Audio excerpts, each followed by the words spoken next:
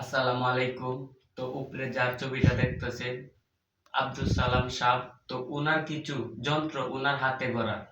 তো আসলে চিরদিন কেউ বেঁচে থাকে না, উনি না ফেরার দেশে চলে গিয়েছেন। এই প্রাণ পাখিটা সকলের ভিতরে থাকে না। তো সময় হলে ওই পাখিটা চলে যায়। তো ওই পাখি নিয়ে একটি গান শুনেন আপনারা। সুয়াসান পাখি রে আমার, সুয়াসান পাখি আমি ডাকিতাছি, তুমি ঘুমাইছো নাকি?